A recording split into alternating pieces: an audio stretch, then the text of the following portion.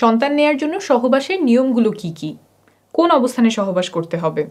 সহবাস করার পরে কি নির্দিষ্ট ভঙ্গিতে শুয়ে থাকতে হবে? ঘন ঘন বীর্যপাত করলে কি পুরুষের প্রজনন ক্ষমতা কমে যায়?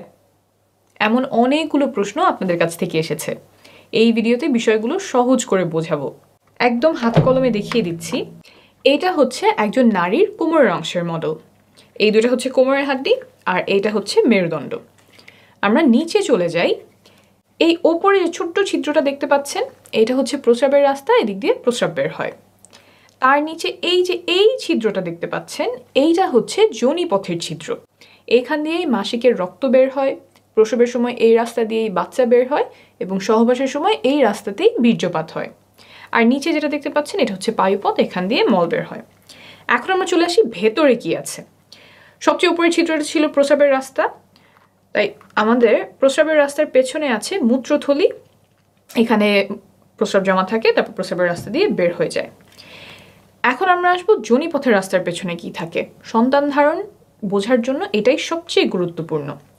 যোনিপথের পেছনে থাকে এই জিনিসটা, আস্তে আস্তে বোঝাই। এই যে দেখছেন ছিদ্রটা, এটাই হচ্ছে যোনিপথের ছিদ্র। এদিক দিয়েই রক্ত বের হয়, এদিক দিয়েই বীর্যপাত হয়, আবার এই রাস্তা দিয়েই বাচ্চা প্রসব হয়।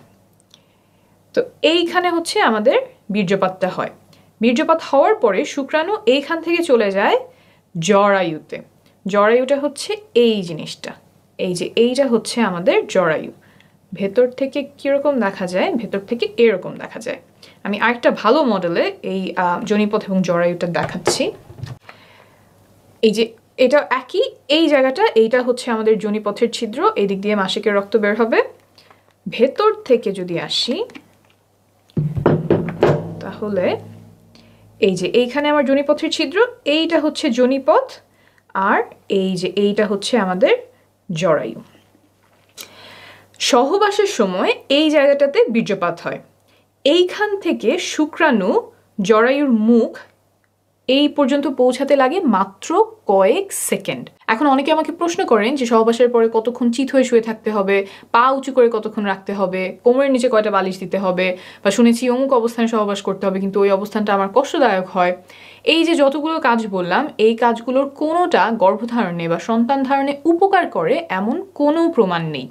তাই এগুলোতে যদি আপনার কষ্ট হয়, তাহলে এগুলো করার কোনো প্রয়োজন নেই। তো আপনার যদি ভালো লাগে তাহলে করতেই পারেন।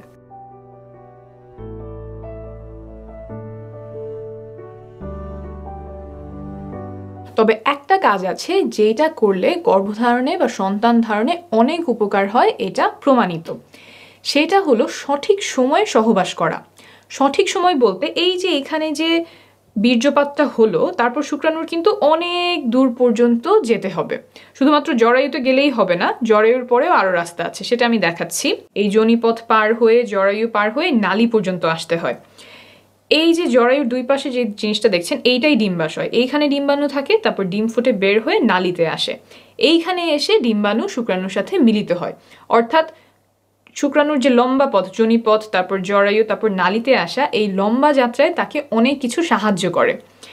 যোনিপথের যে স্রাব আছে, জরায়ুর যে স্রাব আছে, তারপর সংকোচন প্রসারণ, এই সব মিলে শুক্রাণুর পথটাকে সুগম করে। কিন্তু এই সুগম করার কাজ সে মাসের একটা নির্দিষ্ট সময়েই করে, যেটাকে আমরা বলি ফার্টাইল টাইম। অন্য সময়গুলোতে এই স্রাবগুলো শুক্রাণুর জন্য সহায়ক না, দরজাগুলো বন্ধ করে দেয় যাতে শুক্রাণু জায়গা মতো পৌঁছাতে পারে না। তাই এই ফার্টাইল টাইম বা সঠিক সময়, সহবাসের সঠিক সময় জানাটা খুব গুরুত্বপূর্ণ। কিছু লক্ষণ আছে যা দেখে এই সময়টা খুব ভালোভাবে চিনতে পারা যায়। এটা নিয়ে আমি আলাদা একটা ভিডিও করেছি, আপনারা চাইলে দেখে নিতে পারেন। এখন আসি এমন একটা বিষয়ে যাতে সন্তান ধারণের ক্ষমতা কমে যাওয়ার সম্ভাবনা আছে। সহবাসের সময় অনেকে পিচ্ছিল করার জন্য মুখের থুতু ব্যবহার করেন, আবার কেউ কেউ লুব্রিকেন্ট ব্যবহার করেন। ল্যাবে পরীক্ষা করে পাওয়া গেছে যে থুতু এবং কয়েক ধরনের লুব্রিকেন্ট শুক্রাণুর চলাচল ক্ষমতা কমিয়ে দেয়। তাই সাবধানতাবশত এসব পরিহার করার পরামর্শ দিচ্ছে American society for reproductive medicine. অর্থাৎ আপনি যদি থুতু ব্যবহার করেন, সেটা আপাতত বন্ধ রাখলে ভালো হবে। আর যদি লুব্রিকেন্ট ব্যবহার করতে হয়, তাহলে এই লেখাটা প্যাকেটের গায়ে দেখে কিনবেন। এসব ব্যবহার করলে যে গর্ভধারণের সম্ভাবনা বেড়ে যাবে তা কিন্তু নয়, বরং প্রয়োজন হলে ব্যবহার করতে পারেন।